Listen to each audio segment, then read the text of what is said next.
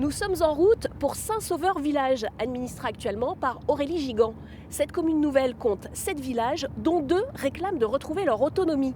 Alors, pour ou contre la commune nouvelle, on va voir ce qu'en pensent les candidats.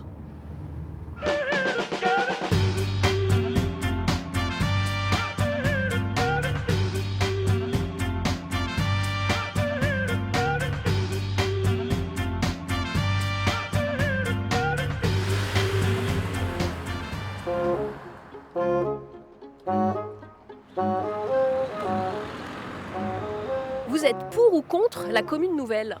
Pour. Ça peut apporter que du dynamisme pour la commune. Oui, moitié-moitié. Parce que pour les activités, tout ça, il faut mettre plus nombreux. Mais apparemment, les petits villages, on perd tout. Puisque c'est comme ça maintenant, on n'a pas le choix. La fusion date du 1er janvier 2019, mais dès 2020, des tensions sont apparues autour de la question de la commune nouvelle. Aujourd'hui, 4 listes s'affrontent, 2 sont pour, 2 sont contre. Mais pour la maire sortante, rester tous ensemble, c'est une évidence.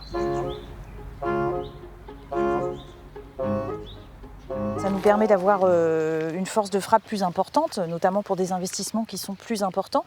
Et puis, ça permet aussi de soutenir les investissements dans les communes déléguées. Parfois, les budgets dans les communes historiques n'étaient pas très importants. Là, le fait d'être en commune nouvelle, ça permet, sur le budget, de faire ces investissements et d'être plus fort. Cet endroit-là, par exemple, vous n'auriez pas pu le faire si vous n'aviez pas été en commune nouvelle. Alors ça aurait été plus compliqué parce qu'effectivement le parc représente un budget de 475 000 €, ce qui est quand même une somme conséquente. Et on a à la fois plus de capacités financières mais aussi plus de moyens humains pour pouvoir travailler sur tous les montages de dossiers, les demandes de subventions, ce qui permet de rendre ce type de projet possible.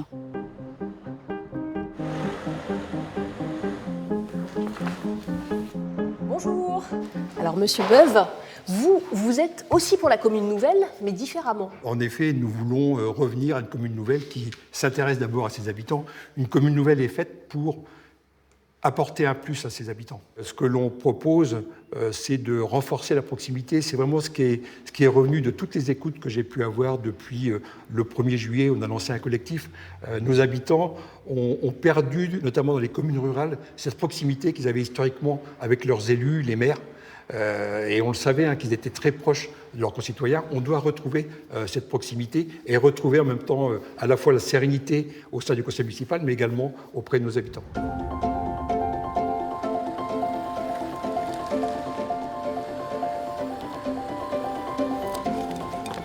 Pourquoi vous plantez des fleurs là? Eh bien, parce que la commune de Saint-Sauveur-Village nous a retiré les jardinières, donc on a réussi à les récupérer. Vous faites déjà comme si vous étiez sorti de la commune nouvelle. Oui. Mais dans notre tête, on est déjà sortis. Let's go!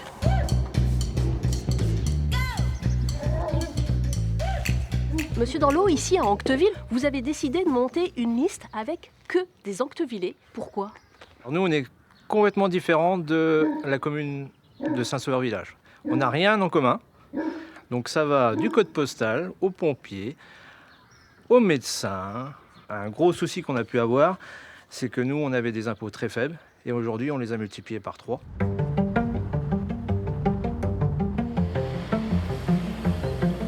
Ici au Ménibu, vous aussi, vous voulez quitter la commune nouvelle, dans une commune de 380 habitants.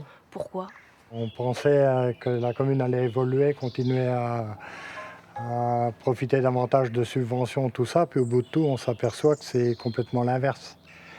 Parce que moi, dans les 2 mandats que j'ai fait 1 million de travaux sur la commune de Ménibu par mandat, sans prendre d'argent dans le budget. Donc finalement, si je comprends bien, cette commune nouvelle, elle vous a rien apporté? Non, pour l'instant, non. La décision finale de quitter ou non cette commune nouvelle reviendra au préfet après les élections. S'il est favorable, tous les habitants de Saint-Sauveur-Village devront revoter.